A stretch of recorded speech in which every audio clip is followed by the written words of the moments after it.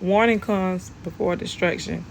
One thing I've saw tonight, and I take a lot of negative stuff and make it positive to keep my spirits up, and I respond to the negativity with something positive or something joyful or funny or just a mood dance, and just to keep me from being in a place I don't need to be. A lot of times, if we don't pay attention to the warning signs, you can miss it, because the first warning is light. The second one is kind of hard. It's going to hit you hard.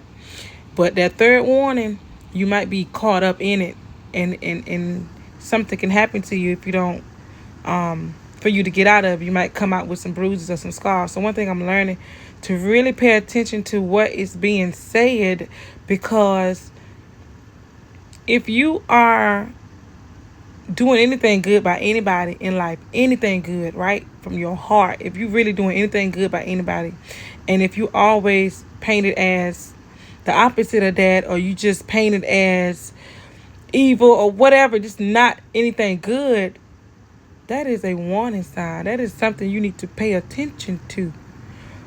And maybe it's the people right up under you that you would never think that say things or do something or out to get you. Maybe they live in your house. Maybe they can to you. Maybe it's your children. You don't never know. Sometimes it's good to pay attention to what's really, really going on.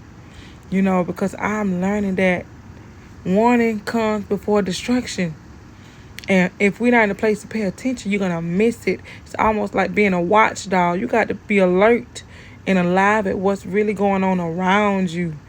Because it's the people that's under you that's trying to take you out. It's the people that you think that's for you. They're against you.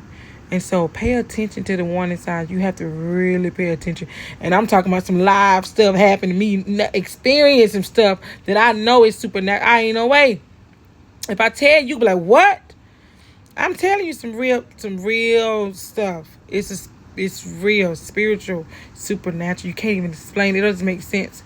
But the word tells you to be watchful. And it says don't fall asleep. Stay awake.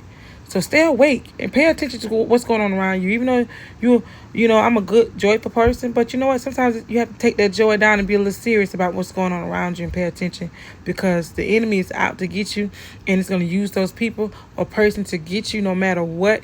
And you think it's not going to show up in somebody else. It always shows up in somebody else. Sometimes the breakup be a blessing, whether it's a breakup from a boy, a girl, husband, wife, your family, mama, brother, daddy, whoever.